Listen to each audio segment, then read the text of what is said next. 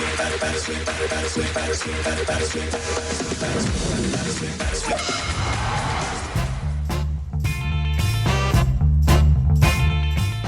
right, guys, today I am pleased to be joined by Leslie Gudel, formerly a member of CSN Phillies on-air broadcast team and the first ever female sports reporter, female sports anchor in Philadelphia history. Leslie, it's a pleasure to have you on today.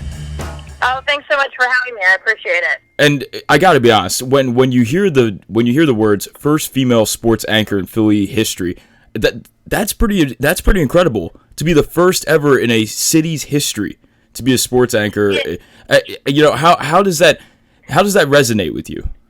Well, it's funny because I got into the business at a time when there just weren't a lot of women in the business. It was starting to ramp up a little bit. You certainly had Leslie Visser and some of the other prominent, Bonnie Bernstein. There were several prominent women, but there wasn't a lot of depth in terms of people clamoring for the job. And now it's difficult for women, just as it was for is for men, and I think it's a desirable job for a lot of people. The industry itself is changing a lot, which is interesting. But at the time when I got into it, my first job was in Pocatello, Idaho, and I got a job back in Los Angeles from Idaho, which is sort of a huge leap that people don't typically make anymore. But at the time, there just wasn't a lot of people, and I knew sports. So, when I got the job in Philly was one of the last major cities to have a sports anchor, a female sports anchor. But it certainly progressed quickly after I got here. And you talk about your time in Idaho. I heard a story. What your first sport you covered out there was a little obscure. Was it? It was like flag football or something. What was that first sport you covered out there? It was high school football. It was 8-man football, and they got 2 weeks off for potato harvest. So I've done stories with guys in the potato fields, and it was a whole different world at the time. And you shot all the video yourself, and it's a very different place. You're in a small town, 2.5 hours north of Salt Lake City, and it was a whole different experience. But I should mention, by the way, about the whole Philadelphia thing. I mean, Dee Lynam was there with me. She and I were the first 2 sports broadcasters. I think my name gets mentioned a little bit more just because I was anchoring, but she and I started at the same time. So Comcast was forward thinking, and then Jenna Wolf came along shortly after that. Right. And Dee Lynam, one of the best in terms of the business in basketball broadcasting as well. I wanted to ask you, so I got a chance to talk with Derek Gunn earlier this year. When you guys first signed on in 1997, you guys were kind of taking a risk going with Comcast Sportsnet because they were just starting up a network, and not a lot of cities had done a network specifically for sports broadcasting in terms of a 24-hour sports channel. Were you nervous when you were about to take that risk coming to Philadelphia? No, actually I wasn't, because I had interned at Prime Ticket in Los Angeles, which was also a 24-hour sports channel, and it was the first of its kind. So they were the ones that had done it, and I'd seen it done successfully. So, knowing that it could be done successfully, and knowing what rabid fans there are here in Philadelphia, I didn't have concerns. And in fact, I had a job offer at Home Team Sports at the same time, and opted not to take that one, even though it offered more money, to take the one in Philly, because I had a lot of faith in what they were doing and what their plans were. And it certainly has grown since then. And it's funny, you come out to Philadelphia from Los Angeles. What were some of the big differences you saw when you came out here to Philadelphia? Well, I think one of the biggest differences was just sort of the abrupt way of communicating with people. I think that was a little bit different. Ordering what was a cheesesteak or a hoagie, which where I came from was a submarine sandwich, and calling it 95 instead of the 95 and the freeway. Little things like that were subtleties. But I've grown to appreciate the just sort of the faster pace out here. I go back to California to visit my family, and I laugh at I get anxious at how slow everything is. So I have adjusted to that just fine, and appreciate that part of it. And I appreciate I was on the air for 2 years in Los Angeles, and not a lot of people watched what we did. They watched the games and stuff, but I was here not long at all when people were saying hi to me, and I'm like, hi, like, do I know them? And it wasn't dawning on me that they actually watched our show. So, it was a big difference in that regard, and the city really embraced it. And it was, and I know it can be a tough town, particularly on outsiders, and you have to really earn your stripes here. But I think because we were all new at the same time, people were just so gracious about having the station and the group of us that I don't think anybody was really judged individually. The station was judged as a whole and very favorably. So I think that I couldn't have asked for a better transition in that regard. But I really thought I'd only be here a couple of years. So that's, we're at 20 years this year. Yeah, I was going to say 19, 20 years. It's incredible. It's incredible. And obviously you became one of the staples for not just Comcast Sportsnet, but for Phillies baseball as well. And we'll get into a little bit of that afterwards. But obviously you are not with Sportsnet at the moment. You've been doing a couple of different endeavors since you left the network. You've been doing some entrepreneurial endeavors. You've been doing some podcasting as well.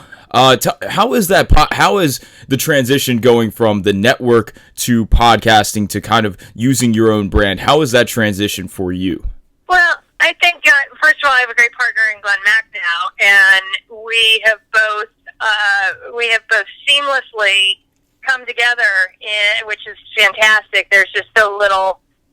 There was little planning and preparation we had to do to make it work. It really just, we connected from the beginning. I think but with both of us having the backgrounds that we do, and having Glenn have the radio background, and me having the Phillies knowledge and relationships. So I think those two jived well together.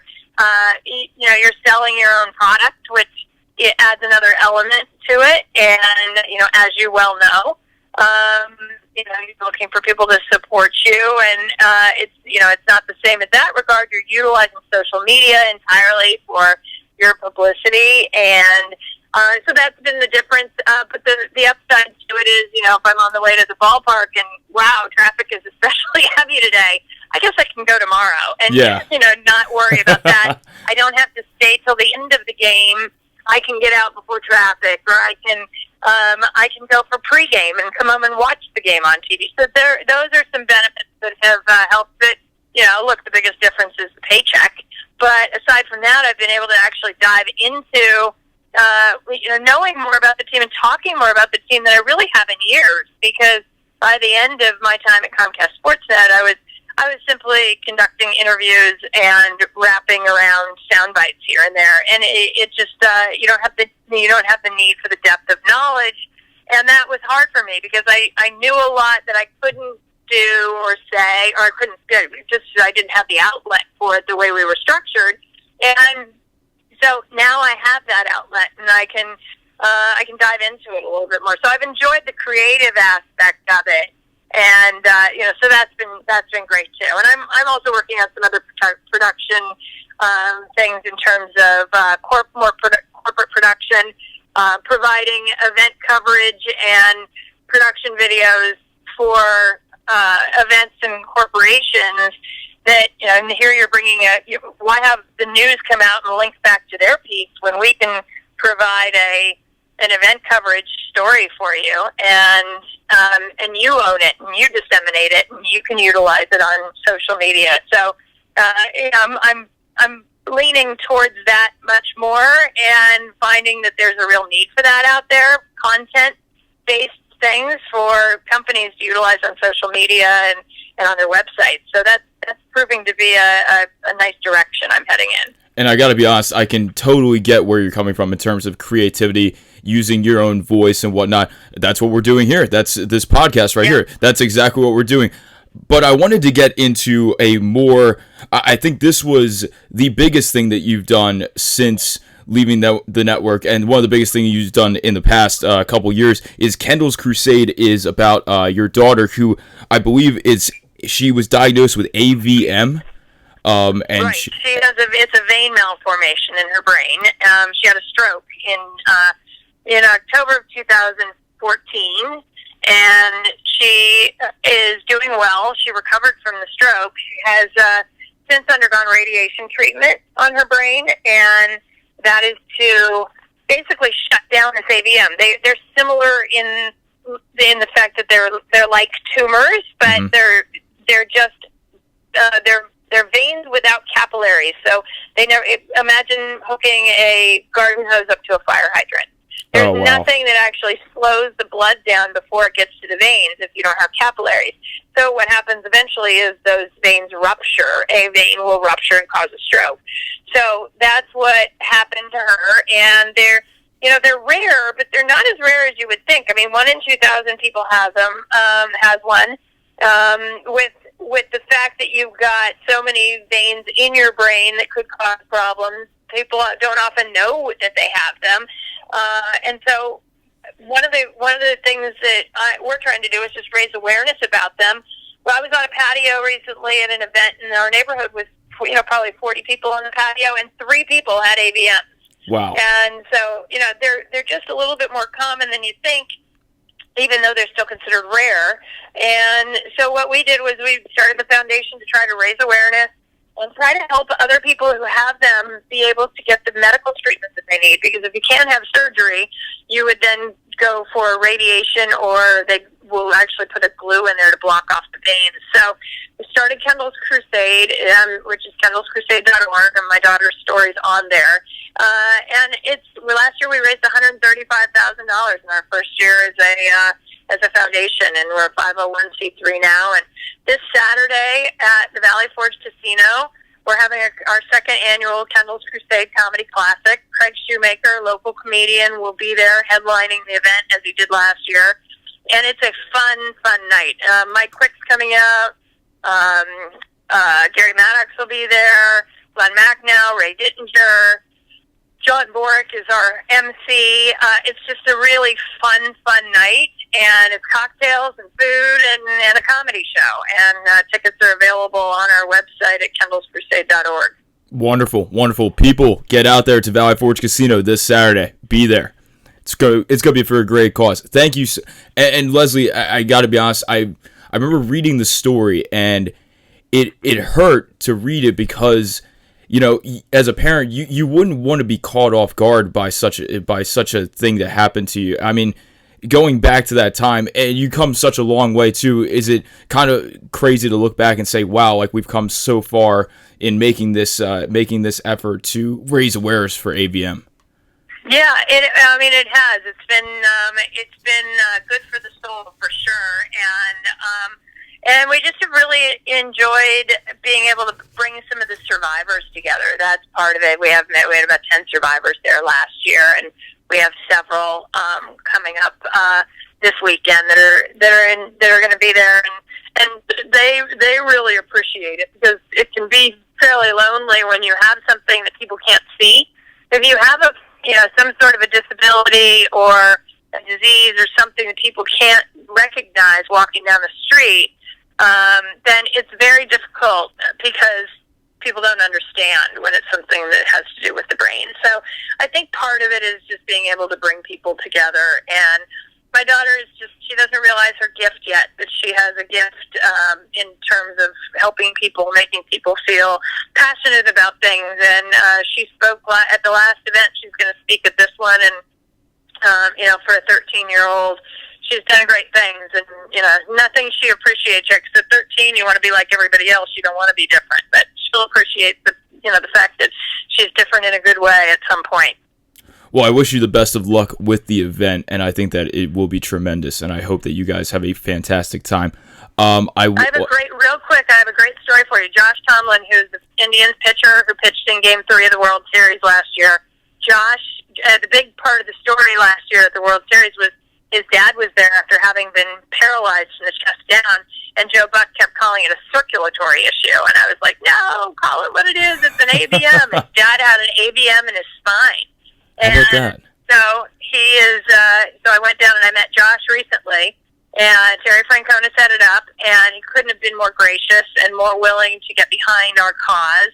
And he is donating 2 round-trip tickets to Cleveland and field passes and a tour, and he wants to roll out the red carpet for, obviously 2 tickets to a game and a hotel. So he's donated that as one of our live auction items. Oh, that's beautiful. And he's just totally behind it. And it's you hear about these athletes and some of the other stories so often, but he's just a really tremendous guy and deserves mention. That's beautiful, and that's wonderful on his part as well. Just sticking with the baseball theme here, I know that you said earlier you have a vast Phillies knowledge. Let's dive into the depths of hell, if you might add, for this 2017 season. Kind of a drag that first couple of months right there. What do you make of this Phillies team? I'm sure that we probably share the same opinion on this. Well, I mean, it's a work in progress, and I think it's been revealed this year that there are a lot of holes. And I think, and I've thought this all along, Odubel Herrera will continue to be a contributor, although inconsistent. I think that, it's been awesome to watch Freddie Galvis emerge this year in a way that people couldn't wait to get rid of him and put J.P. Crawford in there, and I think they realized it's just not so easy to replace somebody like Freddie. Well, if J.P. Crawford hasn't performed. So, right. The 2 guys who were going to be your cornerstone of the future, J.P. Crawford and Michael Franco, are now not. Now what Crawford can do remains to be seen. He has improved, but Michael Franco, I think, is going to be a contributor in a good lineup, but he will never carry a lineup. I think that's been proven this year. So that, along with the fact that you've got 2 players that can only play first base, so you need to move one of them, and that's Tommy Joseph, because Rhys Hoskins is a real star in the making as well, I think, and has a bigger upside. He's a little younger, not by much, but one of the things that strikes me with this team is that a lot of times you'll hear Matt Klentak compare their process to that of the Indians, the Cubs, or the Astros.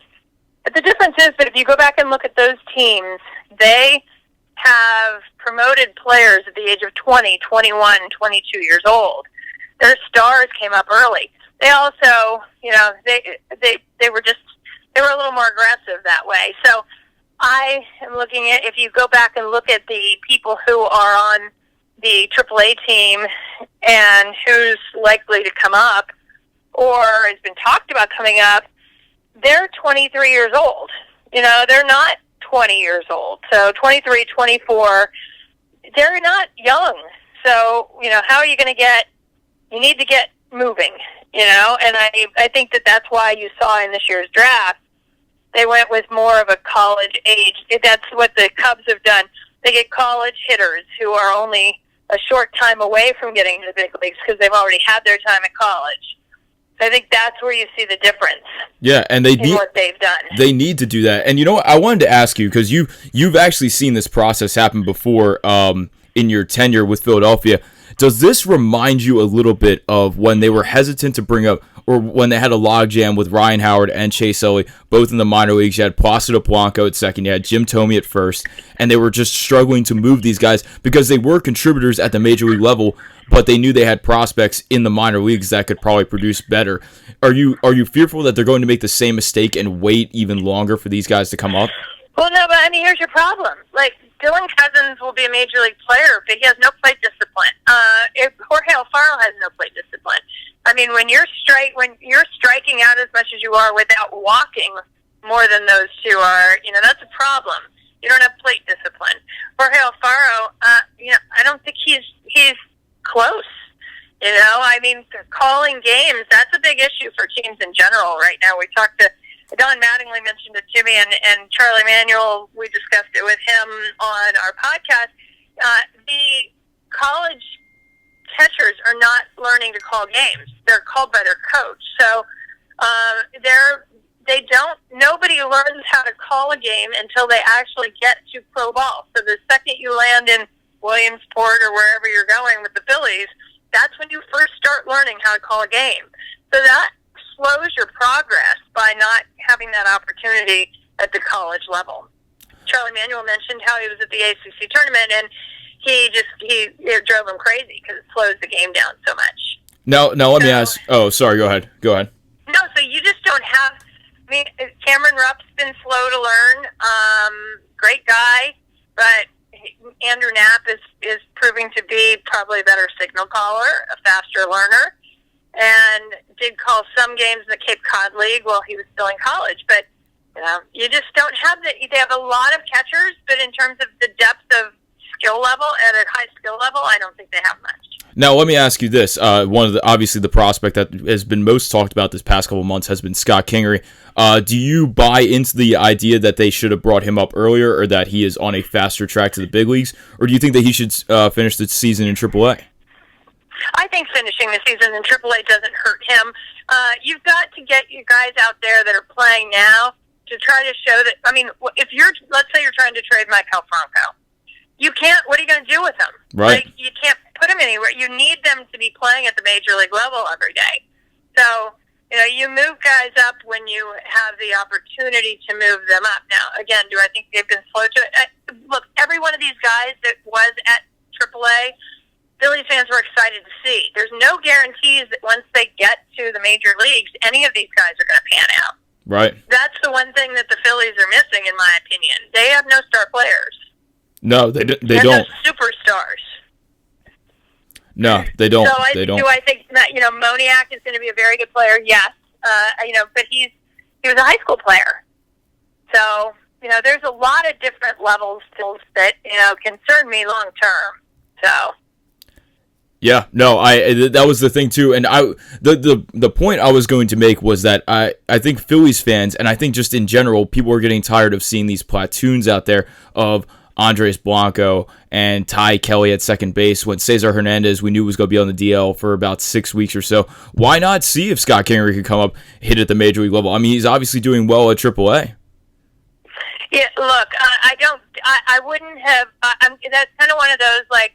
It doesn't bother me that it happened. That's happening the way it is, and at the same time, wouldn't have bothered me if they brought him up. I'm kind of indifferent about Kingery in terms of moving him quickly. It wouldn't have bothered me if they needed it, but they haven't needed it. But yes, you could also make that same argument you're making. I don't have a problem with either way with that. That one's not one that bothers me. It's just you don't have anybody that could come up and contribute right now. And the only one you do have, you got a guy at first base who you need out there. Right. And this is actually something you touched on earlier. This is what I want to go back to. Odubel Herrera, his stance drives me insane. The fact that his foot is so far out the way it is, and how inconsistent he has become at the plate. If I'm a pitcher, I'm throwing him outside every single time. Well, that's Franco's problem, too. He's so open that he can't get to that ball, that low outside pitch. I think, but everybody has an opinion on those things. Like Charlie Manuel said he'd close his stance. But other people probably don't have a problem with it. I think we saw him do these things in spring training both last year and this year and do what he needed to do to be productive. Where's the breakdown during the season? Why is that happening? Right. I think it goes down to plate discipline like you were talking about. Yeah, and just I personally think Franco cares so much and wants to make something happen every time he goes up there that he puts a lot of pressure on himself. That's why I think he'll be a better support player in a good lineup than somebody who needs to carry the weight. Right. And here's something that I have seen from Franco, and I know that you haven't watched intensively the last couple of days, but I've noticed this in the last week or so. He has closed off his stance, and he has been hitting the ball a lot better with a closed-off stance. I don't understand. And you see guys like Aaron Altair, Tommy Joseph, when Tommy Joseph was producing in May, they were all taking tips from Matt Stairs to simplify their at-bats and their swings. Why aren't more hitters listening to Matt Stairs in terms of simplifying their swings and simplifying their approach at the plate? Well, I think it takes, for some people, and I'm a little wired like this myself, so I guess I understand a little bit more. It's like, we're on a podcast. I can curse, right? Sure. How about it? Or get off the pot. Like, which one is it going to be? Right. You have to perform, or you're not going to be here. And I know that Aaron Altair's time was running out because he lost last year. So after losing last year and needing to come back this year, and not being able to prove anything at the end of last year, he had to buy into what Matt Stairs was selling, and he did. So Aaron Altair is a great example of what can happen. The other guy is a great example of what can happen when it clicks and you go, okay, I'm buying in, is Cesar Hernandez. And, he bought into, look, you're going to be a part-time player. We're not in the major leagues if you don't pull this together and figure out how to, be more consistent. And they've forced him to make changes. And sometimes it takes people having their back against the wall and to realize that it's now or never. Yeah, I don't see that sense of urgency with this team. Maybe because they're not rushing prospects up. Maybe because they just simply don't care. Maybe there's not enough motivation from the front office or the coaches. I don't know. There just doesn't seem to be a sense of urgency sometimes. I mean, you almost see this team give up at certain points in a game if they get down by 5 or 6 runs. And I get it. That's, it's tough to come back from that amount of runs down. But at the same point in time, you don't just give away at bats. You don't just swing at everything outside. It drives me up a wall to see this team just flat out give up at times. Yep. I actually don't. That's where I do disagree. I don't believe that they're giving up. I believe that this team just doesn't have the pieces that they need. Howie Kendrick and Michael Saunders were brought in to provide some veteran leadership. Clay Buchholz was brought in to provide some veteran leadership, which I think he is just still trying to do from where he is. Jeremy Hellickson, also some of that veteran leadership, bit of quiet leader. You haven't really had leadership in that clubhouse that really jumps out. And I think that one of the things Howie Kendrick was bringing to the table was that patient approach to the plate and not not burning through your lineup quickly. They're seeing more pitches this year than they did last year. That's been the goal. I guess something Matt's brought to the table as well, and not giving away those at bats. They just don't have. They don't have anybody who really puts this team on its back and carries them. And this doesn't mean they can't go out and get some free agents to do that. And I anticipate that they will be doing something like that pretty soon. But I don't think anybody thought that this team would be on pace for something like this. If you look at the 1997 team that went 2-23 in June or something like that, even worse. Right. I don't know. Maybe they were 4. I mean, it was horrible. They had a horrible time, and I talked to Terry Francona about it last week, and he said, Pete could be doing a better managing job than a guy whose team's going to win 90 games because you can't tell because he's trying to teach guys how to play winning baseball. He's trying to teach them what they need to do to play the game right. And, if you have a 9-win team, oftentimes that's skill level, and maybe they're even better than that, but you don't think about it because they won 90 games. Right. So, he said that obviously this is a hard town to lose in, but that 97 team had a winning record from the trade deadline on. They were, we had 10 games over 500 in that last stretch. So I think that once you sort of change the dynamic in the clubhouse, there's a lot of really nice guys in there, but that doesn't win you ball games. So once you change that dynamic a little bit, and you get in some veteran leadership that's actually on the field, and that might not come till next year, then that's the time. It probably won't come till next year. you can work around all of the pieces that you're talking about to put an actual win, put some wins together, sustained winning. So let me ask you this, and this will be my final question for you, because I know this is one of the hotter topics too. Earlier this season was the Bryce Harper sweepstakes after the 2018 season. There's a big free agent class, and a lot of people aren't talking about anyone else besides Harper, but you have Manny Machado, Josh Donaldson, Daniel Murphy in that free agent class right there. If the do you see the Phillies even making a play for Harper? Do you see them going after a different free agent? What do you see from that free agent class after the 2018 season? I think they're going to spend, but I've long ago said I'm not going to just throw names against the wall and hope they stick. What are their needs going to be after this trade deadline? I think we can then better evaluate what direction they're going. But I think that they're going to spend, and they're going to put some money out for some free agents that make an impact and get people jazzed about this team. I think they need to know where they stand in terms of the players that are going to be around that player to support them. Gotcha. They are going to spend. Leslie Gudel said it, guys. They're going to spend. Leslie. John Middleton said it. I'm just repeating what he said. Gotcha. You're the messenger. But I mean, look, the owner, he wants to win. Yeah. And every one of the teams that you're talking about that have won, that we talk about the Cubs and the Indians and the Astros, they've all gone out and spent on free agents. Right. And you know what? And brought people up through their system. Correct. And the thing that I was, and this was a name that I just thought would be intriguing, was if they did get rid of Franco, or if they found a different place, I don't think that they would change his position, but if they designated him for assignment or something like that, whatever they did to get rid of Franco, I think Machado would have been a great fit in Philadelphia as an alternative to Harper, but that's just me. Leslie, thank you so much for joining me today. I appreciate it. Love your Phillies knowledge. Don't forget to go out to Valley Forge Casino this Saturday for Kendall's Crusade. That's Leslie's daughter's, what's it called? Foundation. Yes, correct. That was the name that was escaping me right there. KendallsCrusade.org. Thank you, and Leslie, thank you so much for joining me today and sharing your stories. I appreciate it. Thanks so much for having me. I appreciate it.